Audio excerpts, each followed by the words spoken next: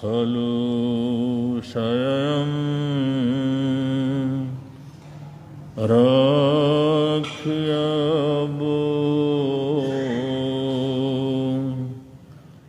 शब्बिन्देहिं सुषमाह्ये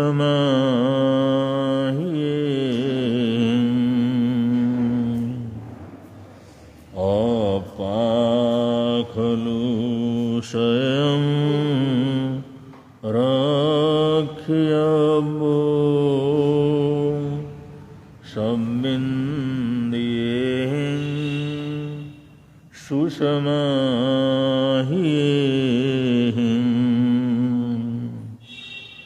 अरख्यो जायपं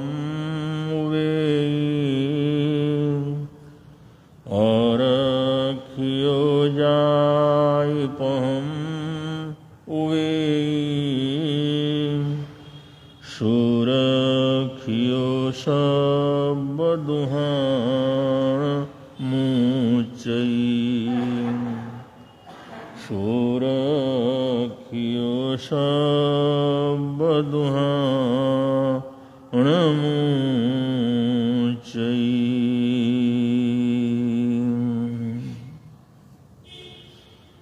त्रिभुवन पीड़ाहरणहार हो तुमको मेरा नमस्कार।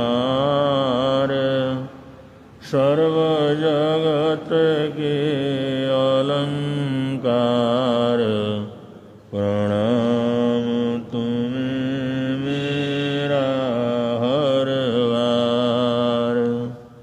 तीन जगत के नाथ आपके चरणों में जाऊं बलिहार। भवसागर के शोषण करता तुमको वंदन बारंबार। सर्व जगत के मंगल करता तुमको वंदन बारंबार। नाम प्रभु का निहाल कर दे फूल शांति के खूब खिले। जगत जीवन महक उठे तब सुमति अरु सत्कर्म मिले। वीतरागता ध्येय ध्यान का सद जाए नर जीवन में। अनेकांत अहिंसा फलित हो जन जगत के ब्राह्मण में। अनेकांत अहिंसा फलित हो जन जगत के ब्राह्मण में।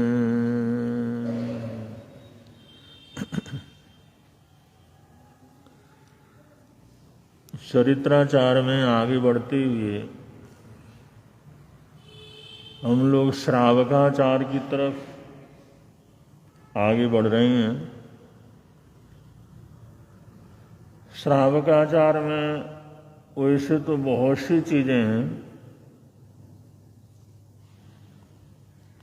बहुत प्रकार से श्रावकाचार को प्रस्तुत किया गया है। श्रावक जीवन के 21 गुणों का बड़ा विस्तार के साथ वर्णन होता है।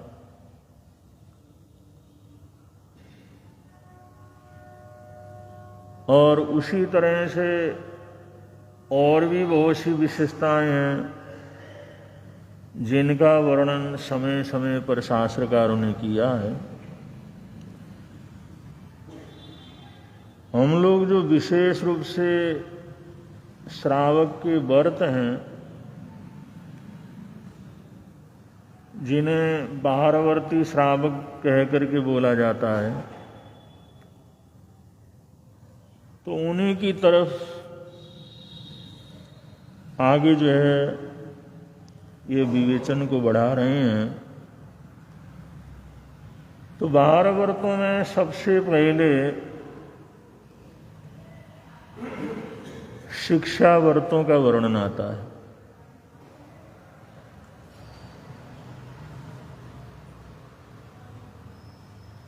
शिक्षा व्रत का मतलब है अभ्यास करना।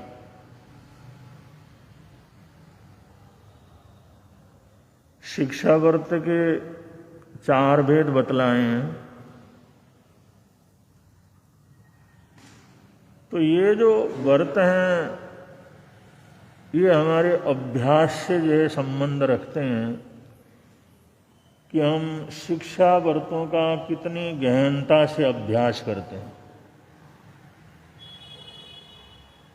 क्योंकि शिक्षा व्रतों का अभ्यास करे बगैर श्रावकाचार के अंदर प्रवेश करना बहुत कठिन काम है।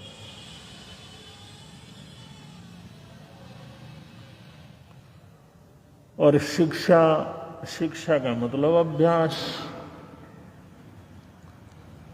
शिक्षा का मतलब बांचना, परीक्षना और परियट्टना, जैसे पढ़ना है, याद करना है, उसको बार बार दोहराना है। शिक्षा में यही तो किया जाता है।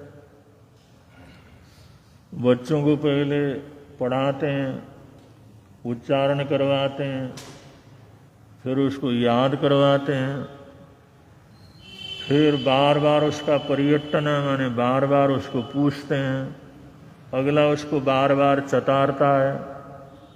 तो ये अभ्यास की एक श्रृंखला है। अभ्यास का मतलब है रोज करना।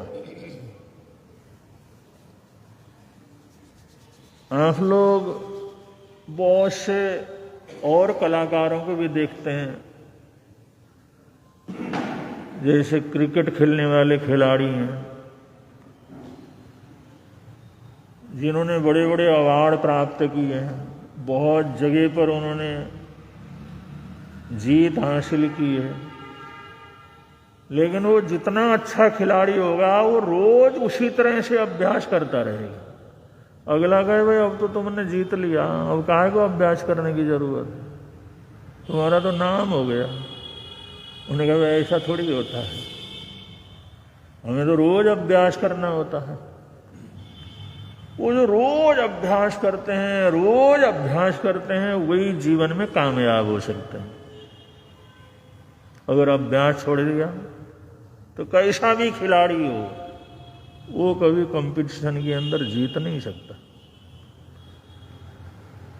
ऐसे गाने वाले हैं, भजन गाने वाले हैं, गीत गाने वाले हैं, संगीत गाने वाले हैं, इतना नाम हो जाता है, इतना अभ्यास हो जाता है, जिंदगी भर गाया है, कुछ भी गा सकते हैं, लेकिन फिर भी लगातार अभ्यास करते रहते हैं। घंटा 2 घंटा रियाज करते रहते हैं, अभ्यास करते रहते हैं। अगर वो अभ्यास छोड़ दें तो कंपटीशन में आगे नहीं जा सकते। जो सफलता उनको मिली है उसकी सुरक्षा नहीं कर सकते। किसी भी क्षेत्र में हो, किसी भी कला में हो, चाहे स्त्री संबंधी कलाएं हो, पुरुष संबंधी कलाएं हो, या अनेक तरह के शिल्प कर्म हो, उसको करने वाला वो लगातार अपना अभ्यास बनाए रखता है, लगातार अभ्यास बनाए रखता है। और अभ्यास बनाए रखता है तो जीवन में वो सफलताओं को प्राप्त करता है और कामयाब रहता है। तो शास्त्रकारों ने श्रावक श्राविकाओं के लिए, जिन्होंने चौथे गुणस्थान को प्राप्त किया है, उन्हें अब अभ्यास की तरफ आगे बढ़ने की जरूरत है। एक उपलब्धि तो मिल गई, सम्यक्त्व का झलक तो मिल गया, सम्यक्त्व का स्पर्श तो हो गया, सम्यक्ति तो बन गए, लेकिन उसका निरंतर अभ्यास नहीं करेंगे तो कभी भी छूट सकता है, कभी भी भूल सकता है।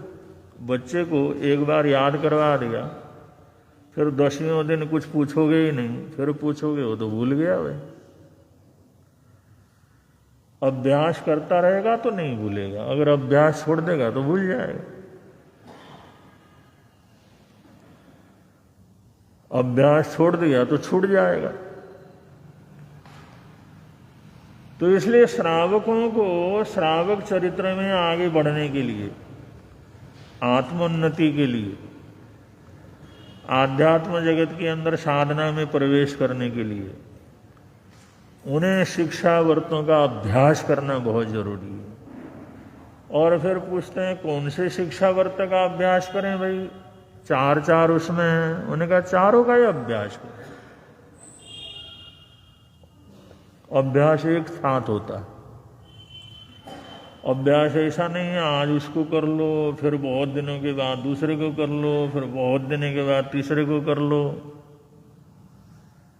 ये शिक्षा व्रत के जो व्रत हैं, जो अभ्यास के व्रत हैं, प्रैक्टिस के व्रत हैं, इनका अभ्यास रोज करना। अब बोलने के लिए, बताने के लिए क्रम से बोला जाता है, भाई ये है, ऐसा है। अब वो उसको उसके स्वरूप को बतलाना है, उसके लक्षण बतलाने हैं, उनको करने का तौर तरीका बतलाना है।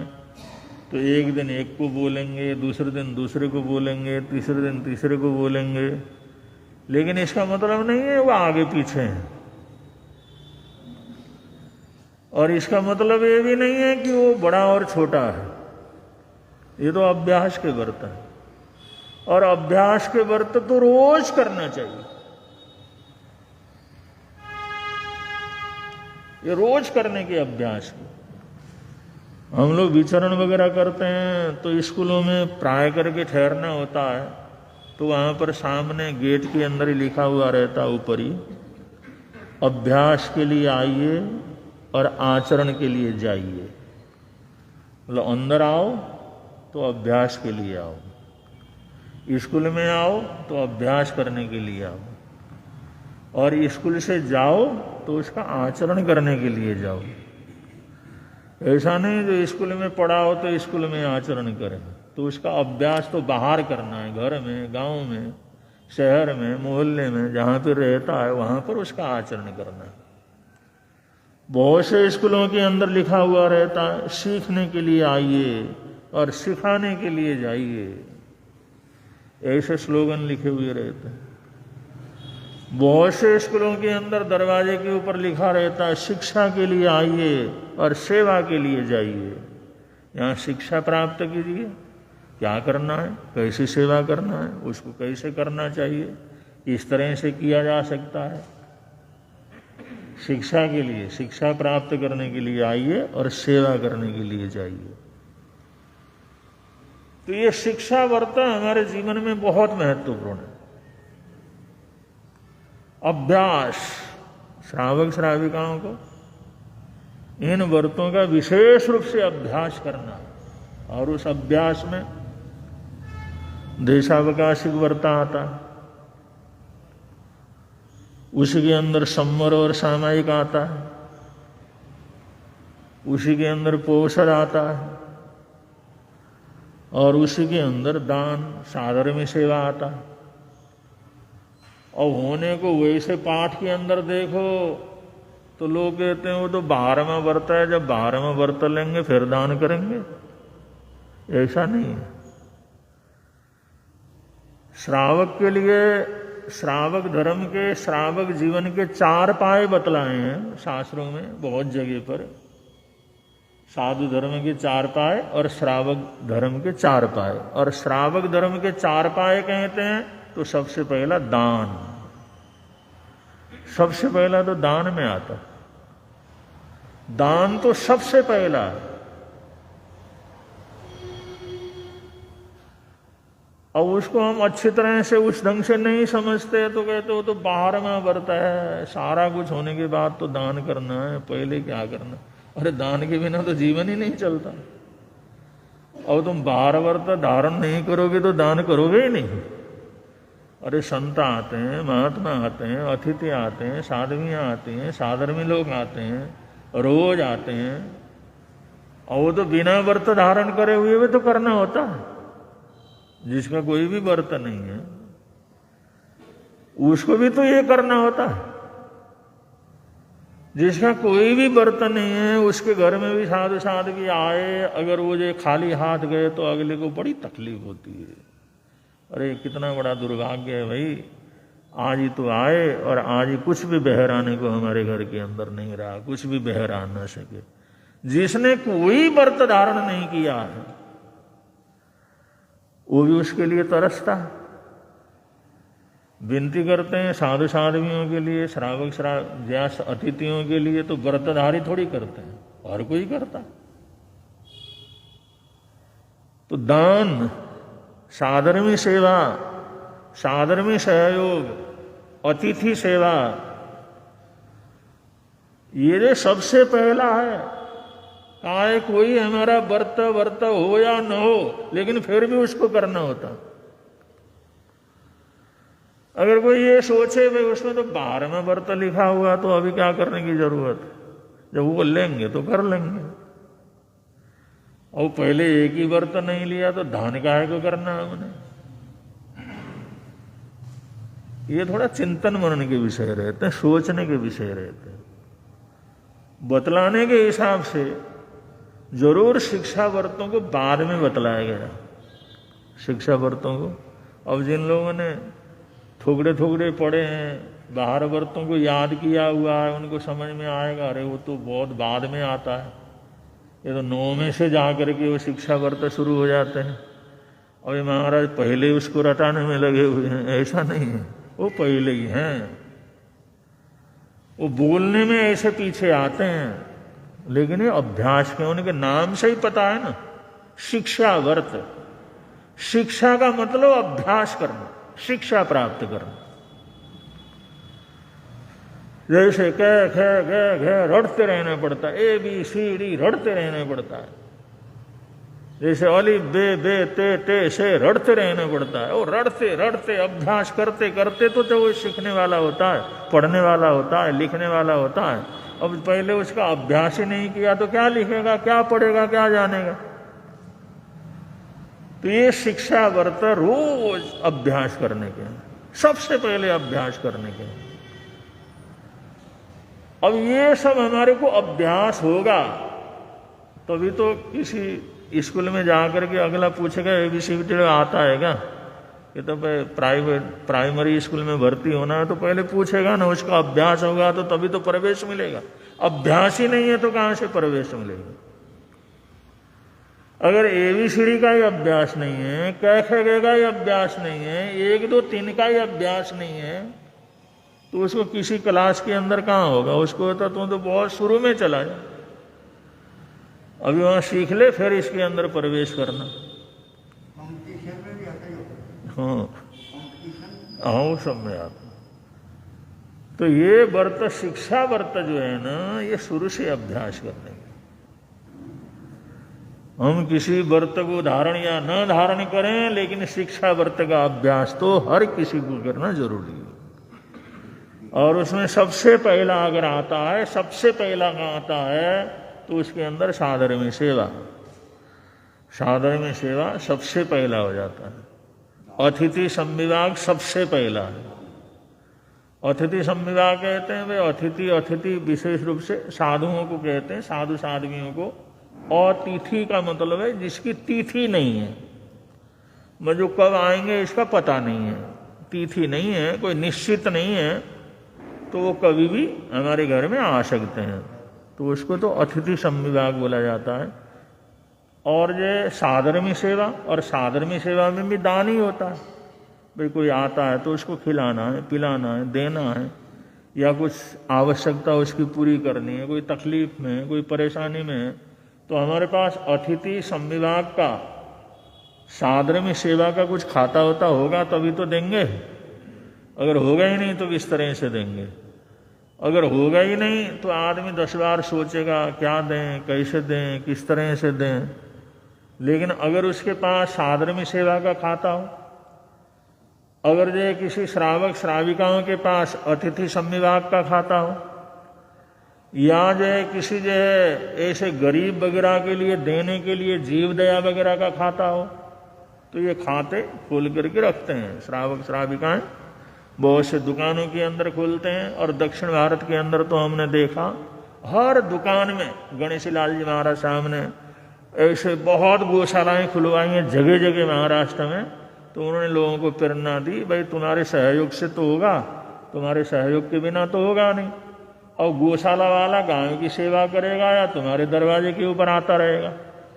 अरे वहाँ तो रोज का खर्चा है, कर्मचारियों का खर्चा है, घास का खर्चा है, दवाई बूटी का खर्चा है।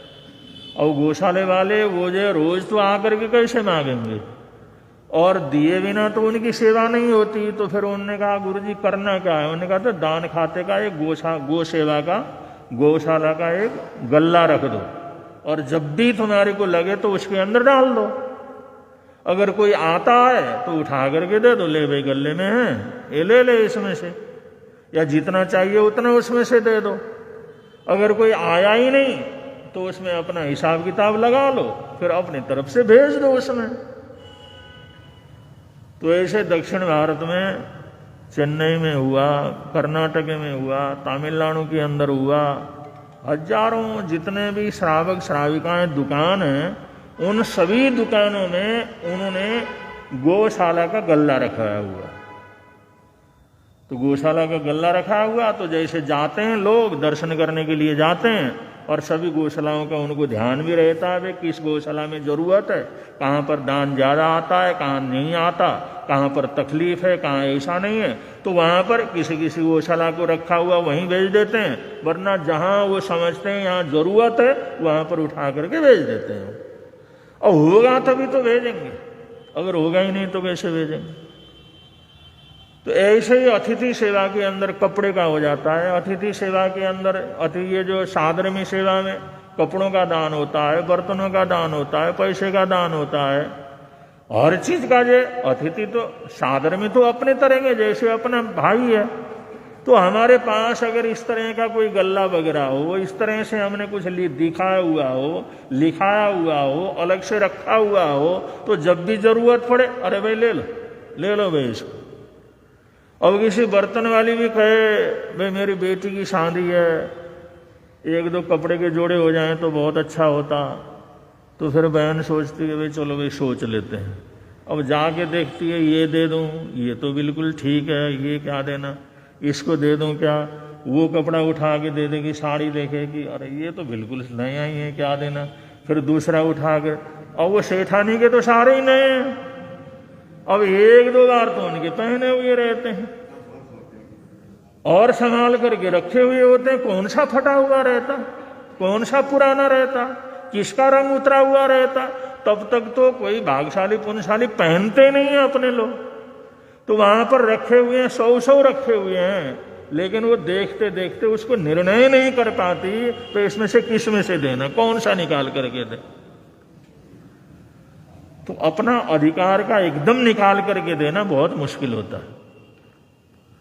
अगर वही श्राविका अगर ये जो है अतिथि संविभाग व्रत के अंतर्गत उसने जिस समय देखा भाई किसी ने उसको कपड़े दिया, अरे इतनी साड़ियों की जरूरत तो है नहीं, चलो ये 1-2 बार पहन ला, इसको दान खाते में रख देते हैं, सादर में सेवा में रख देते हैं। उसने उसको तय लगा करके एक समुद्र चिकन रख दिया, 2 रख दिया, 4 रख दिया, कुछ बच्चे के कपड़े हैं वो रख दिया, और वो भरा हुआ है। वो खुद सोचती रहती है कोई मांगने वाला है तो दे दो। अब दान में निकाला, उसको प्रयोग तो करना नहीं है। अगर कोई भी अपना गरीब है, अड़ोसी पड़ोसी है, कोई बर्तन मांजने वाले, सेवा करने वाले, मजदूर वगैरह हैं, और किसी को भी जरूरत पड़े, भाई हमारे घर में शादी है क्या, थोड़ा बहुत, अने कोई बात नहीं, उसको अंदर से ला करके देने में जरा सी भी तकलीफ नहीं होती, बल्कि खुशी होती है। धन्यवाद, कम से कम मांगने आया तो सही, हमारा कम से कम हाथ तो बटाया। इतने दिनों से कोई आए नहीं था, इतने बार सोचा कोई आए तो दूं, आए तो दूं, तो धन्यवाद करते करते देता है। अगर कोई देने वाला धन्यवाद करते करते दे तो कितनी बड़ी बात है।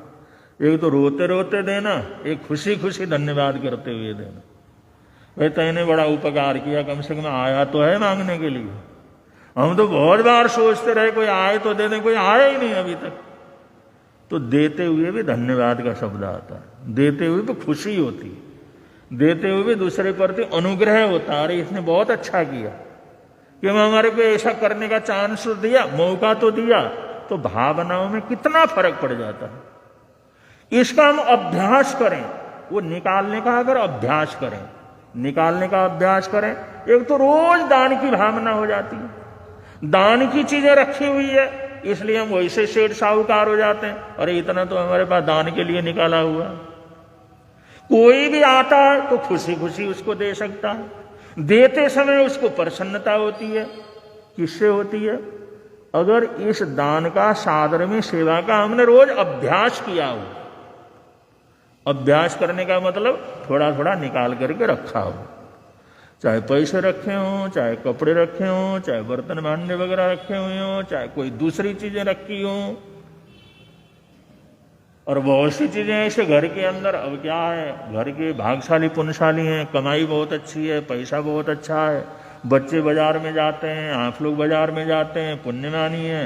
अब अपने घर में सब कुछ है, लेकिन नई चीज देखा, अरे भाई ले लो भाई, ये तो बड़ी अच्छी नई चीज आई है, नया ब्रांड आया है भाई, बढ़िया चीज। और वो आए तो रसोई में दूसरी जगह वो काम आ जाएगा। अब जो पहले वाला वो तो बेकार हो गया, अब उसको एक तरफ ले जा करके फेंक देते हैं। अब वो अच्छा बुला है, फेंकें भी कैसे, किसी को दें भी कैसे।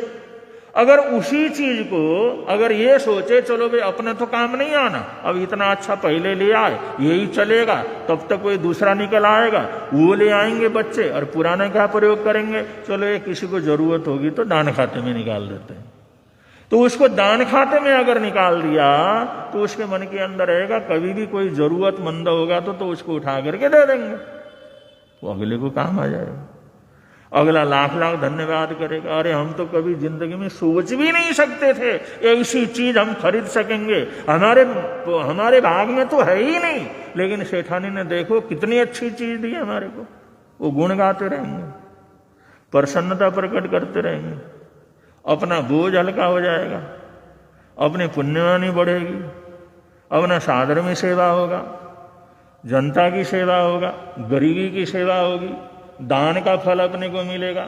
और खुशी खुशी देते हैं तो उसका फल तो बहुत ज्यादा हो जाता है। एक देते हैं तो रोते रोते देते हैं तो थोड़ा फल कम हो जाता है, और खुशी खुशी दे देते हैं तो उसका फल बहुत ज्यादा हो जाता है, अद्भुत फल हो जाता है होता।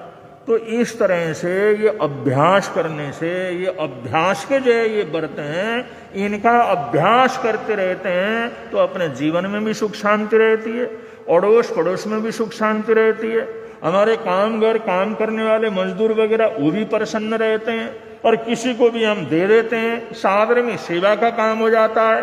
तो इस प्रकार बिना प्रयत्न के बहुत कुछ जीवन के अंदर हो जाता है। लेकिन ये अभ्यास से होता है, केवल सुनने से नहीं, ये अभ्यास के, प्रैक्टिस के। ये सुनने से इनका कोई काम नहीं, कितना ही सुन लो, लेकिन सुनने से इनका फल नहीं मिलता। ये शिक्षा व्रत का फल अभ्यास करने से क्या करता है, मिलता। अभ्यास करने से होता, अभ्यास करना चाहिए इन चीजों का। और एक प्रकरण आता है महाभारत के अंदर, जिस समय पांडव बहुत छोटे छोटे थे, तभी जैसे गुरुकुल के अंदर जैसे पढ़ने के लिए उनको प्रवेश करवाया तो वहाँ के गुरुकुल के जो आचार्य थे, जो छोटे बच्चों को पढ़ाने वाले थे, उन्होंने इनको रटाया। जो वाक्य संस्कृत का वाक्य है, शास्त्र का वाक्य है, उसको रटाया। उन्होंने कहा सत्यम वद, माने सत्य बोलना चाहिए, सत्य बोलो, और क्षमस्व, और शांत दांतस्य, क्षमा करो और शांत दांत रहो। तो उन्होंने रटाया, चलो भाई कल रट करके आना। सबने तो दूसरे दिन आकर के सुना दिया। युधिष्ठिर ने कहा मेरे को तो याद नहीं हुआ। उन्होंने कहा अरे एक लाइन वो भी याद नहीं था, चलो आज याद करा देते हैं तुम्हारे को। फिर दूसरे दिन 8-10 बार उनको याद कराया। सत्यम वद, बोल अच्छी तरह से बोल, सत्यम वद क्षमस्व शांत दांतश्च। उस दिन भी खूब, अब तो हो जाएगा ना, तो क्या याद करके सुना देना। दूसरे दिन दूसरे जो ऊपर चले गए, युधिष्ठिर कहने लगे अभी तो मेरे को याद नहीं हुआ। मास्टर जी कहने लगे अरे तेरा दिमाग है क्या है भाई, राज परिवार में जन्म लिया है और सबसे बड़ा बेटा है राजा का, याद ही नहीं होता तेरे को, चलो कल कर लेना याद। और उसने उसको रटाया रुटाया और दूसरे दिन में आकर के उनका हुआ याद, होने का अभी तो नहीं हुआ। उसको मास्टर को ऐसा गुस्सा आया, सोठा लिया और जो मारना शुरू किया उसको। नालायक, कुछ नहीं याद, इतना मैंने कराया, इतना याद कराया, रटाया, कुछ नहीं आया। जिस समय 2-4 सोठे मारे, उन्होंने कहा मास्टर जी याद हो गया। हाँ, डंडा पड़ा तब याद हो गया। फिर वो मास्टर थोड़े शांत हुए, बेटा इतनी सी बात तो पहले ही याद, तेरे सारे भाइयों ने याद किया तो याद हुआ ही नहीं था क्या? ऐसा थोड़ी होता, तेरा दिमाग ऐसा तो है नहीं, याद तो हुआ होगा, तो क्यों कहता याद नहीं? 3 दिन 4 दिन 5 दिन हो गए। उन्होंने कहा आज याद हो गया। उन्होंने कहा अभी कैसे याद हो गया? 5 दिन में याद नहीं हुआ तो अभी कैसे याद हो गया भाई? उन्होंने कहा आपने बोला ना सत्यम वद, सत्य बोलो, और क्षमस्व, क्षमा करो, और शांत दांत रहो। आज आपने जो मार पड़ी उसमें मन के अंदर बिल्कुल मैं शांत रहा, बिल्कुल क्षमा की भावना आई, बिल्कुल मन के अंदर क्रोध नहीं हुआ, पूरी तरह से एकदम वो अभ्यास मेरा हो गया। तो मैंने सोचा अब ये याद हो गया। अब सिर्फ याद करे, उसका अभ्यास न हो तो फिर क्या करें? फिर मास्टर जी ने कान पकड़ा, भाई हमारे को क्षमा कर दे, तुम्हारा जो श्रेष्ठ आचरण है, तुम्हारी सोच है, तुम्हारी बुद्धि है, तुम्हारे संस्कार हैं, उनको हम नहीं समझ सके। ऐसा याद कौन करता? युधिष्ठिर कहने लगे अगर पाठ ऐसा याद नहीं हुआ तो पढ़ने का क्या फायदा हो? अगर हमारे को जो बताया है वो उसी तरह से आचरण के रूप में अगर याद नहीं हुआ तो पढ़ने का क्या फायदा? तो ये शिक्षा व्रत है। और शिक्षा व्रत में ये भी आखिरी है, वैसे तो आखिरी है, 4 दिन के बाद आना है, लेकिन हम पहले लेकर के आए इसको खींच खांच के, क्योंकि इसके बिना तो कुछ होता ही नहीं। तो इसके बिना तो कुछ भी नहीं होता। कहीं कहीं पर मकान में पहले मंजिल से चढ़ा जाता है, पर प्रवेश किया जाता है, कहीं कहीं मकान में तीसरे मंजिल से प्रवेश किया जाता है। कभी करे हो तीसरे चौथे मंजिल से प्रवेश? किसी किसी मकान में पहले मंजिल से प्रवेश करते हैं और किसी किसी मकान में तीसरे चौथे मंजिल से प्रवेश करते हैं। और हमने प्रवेश किया, ये प्रवेश किया हमने जम्मू में। जम्मू शहर है, उसके बाहर नदी बहती है बहुत बड़ी, तवी नदी है, और तवी नदी के साथ साथ पहाड़ है पूरा, मतलब नीचे है, और उसके अंदर उन्होंने उस पहाड़ में जो पत्थर है वहां पर मकान बना रखा है। वहां पर सामने नदी है और जैसे ये है, ये पहाड़ है, यहां पर मकान बना रखा है। तो उसका पहला तला तो यहाँ है, लेकिन छत यहाँ है, और ऊपर से प्रवेश करके नीचे जाते हैं। वो छत से प्रवेश करके नीचे जाते हैं, क्योंकि नीचे तो कुछ है नहीं, नीचे तो पूरा पहाड़ है, खाई है नीचे। ऐसे मकान बने हुए हैं पहाड़ों में, इस तरह से बनते हैं मकान। तो पहाड़ों में मकान बनते हैं तो पहली मंजिल तो बिल्कुल नीचे रहती है और आखिरी मंजिल ऊपर है। तो ये हम आखिरी मंजिल से क्या कर रहे हैं? प्रवेश कर रहे हैं। आज तक आप लोग पहली मंजिल से ही प्रवेश करते रहे हैं। तो सबसे पहला अभ्यास करना क्या है? दान का, जीव दया का, साधर्मी सेवा का, अतिथि सेवा का। ये जो है धर्म का सबसे पहला पाया है, और इसका अभ्यास रोज जीवन के अंदर करना चाहिए। ये अभ्यास करते हैं तभी जाकर के हम श्रावकाचार्य के महल में प्रवेश करने लायक हो जाते हैं। तभी जाकर के उस महल में प्रवेश करने की योग्यता हमारे अंदर आती है। अगर ये अभ्यास नहीं करेंगे तो उस जय श्रावकाचार्य के महल के अंदर प्रवेश नहीं कर सकते। तो ये आगे किस तरह का वर्णन चलता है, वर्णन तो वही सब है, लेकिन उसका चर्चा वार्ता आप लोगों के समक्ष समय के अनुसार लाएंगे। बड़े प्रेम से आप लोग बोलेंगे, मिलता है आनंद प्रभु की वाणी से, मिलता है आनंद प्रभु प्रवर्तक शांति गुरुवर प्यारे, प्रवर्तक शांति गुरु जीवन नैया के रखवारे, जीवन नैया के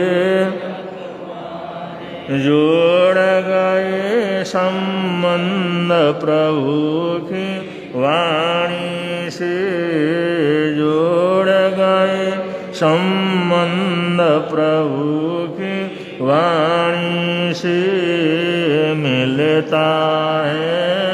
मिलता है आनंद प्रभु।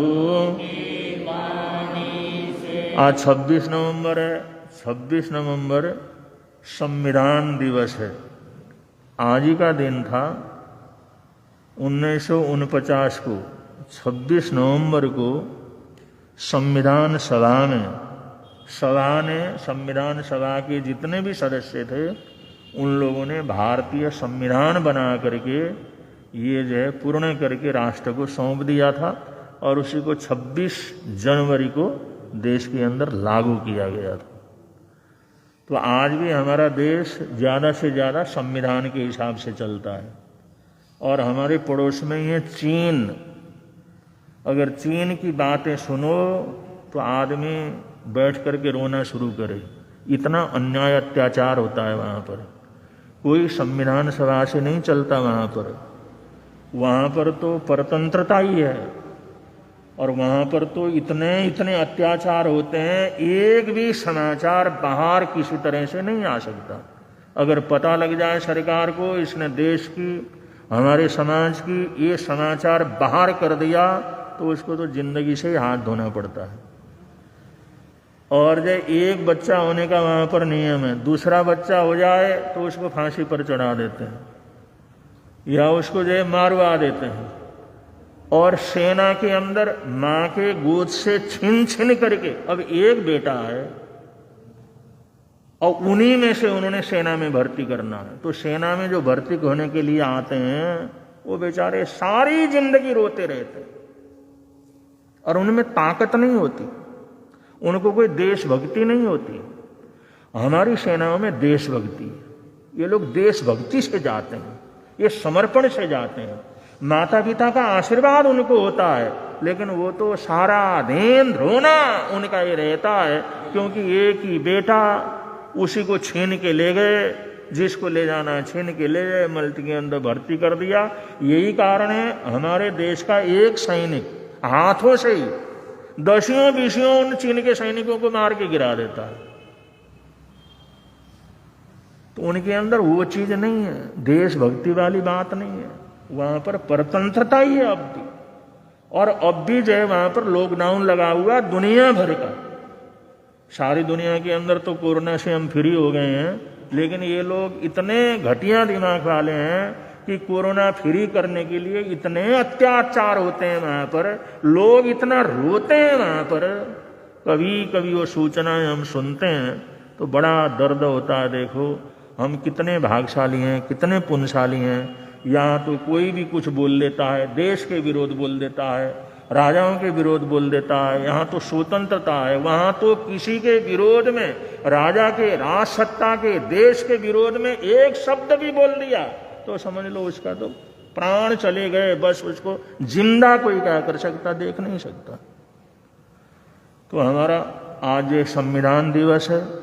हमारा देश इतना बड़ा देश जो चीन के आबादी के बराबर है, लेकिन कितनी शांति से हमारे देश के अंदर, इतने बड़े देश के अंदर संविधान से हमारा देश चलता है। सभी लोग खुश हैं, प्रसन्न हैं। कुछ अशांति प्रिय लोग कुछ अशांति पैदा कर देते हैं, लेकिन फिर भी देश में परम शांति का क्या है, वातावरण है। तो ये हमारे बुजुर्गों का, हमारे महापुरुषों का, उन स्वतंत्रता सेनानियों का, उन सब का उपकार है। उन लोगों ने ये सब व्यवस्था बनाई। आज हम खुशहाल होकर के हिंदुस्तान में, भारतवर्ष के अंदर जीते हैं। ये हमारी खुशहाली हमेशा हमेशा बनी रहे। ऐसी आज संविधान दिवस के उपलक्ष्य में आप सबको, सारे देश को, देशवासियों को बहुत बहुत मंगल कामनाएं, सद्भावनाएं देते हैं। आज का अगर किसी का एकासना वियासना हो तो एकासना वियासने का बचकान आज का अगर किसी का हो, आज के एकासना वियासने का बचकान तो सुनते बड़ी आग वो सरे। आज का जाप है श्री गौतम प्रभु भगवान को वंदन बारंबार। श्री गौतम प्रभु भगवान को वंदन बारंबार। श्री गौतम प्रभु भगवान को वंदन बारंबार। श्री गौतम प्रभु भगवान को वंदन। अब संघ की तरफ से संघ के महामंत्री सूचना देंगे, उसके बाद मंगल पाठ होगा।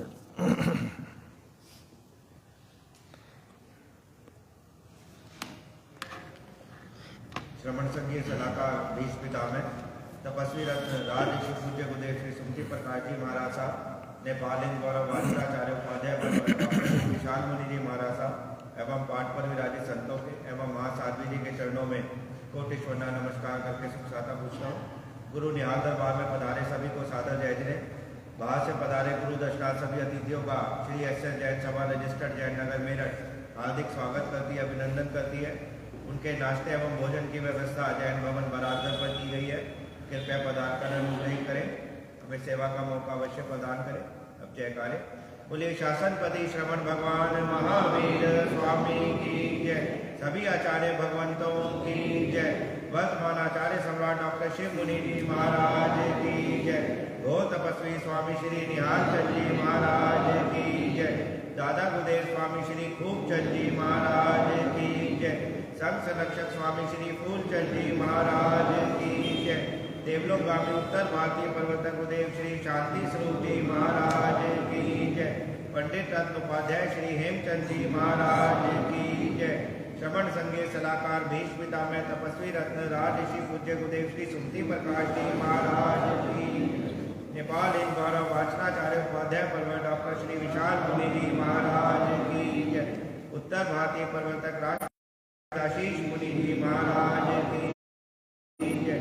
नवकाल मन साधक पंडित श्री विचक्षण मुनि जी महाराज की जय। सब साधु साध्वियों की जय। जैन धर्म की जय। श्रमण संघ की जय। आज के आनंद की जय। श्री चत्तारि लोकोत्तम हरिहंता लोकोत्तम सिद्धा लोकोत्तम साऊ लोकोत्तम केवली प्रणतो धम्मो लोकोत्तमो। चत्तारि शरणं प्रवज्जामि हरिहन्ते शरणं प्रवज्जामि सिद्धे शरणं प्रवज्जामि साऊ शरणं प्रवज्जामि केवली प्रणतं धम्मं शरणं प्रवज्जामि। ये चार शरण दुख हरण जगत में और न शरण कोई होगा। जो अब प्राणी करे आराधन उसका अजर अमर पद होगा। उसका सदा हिम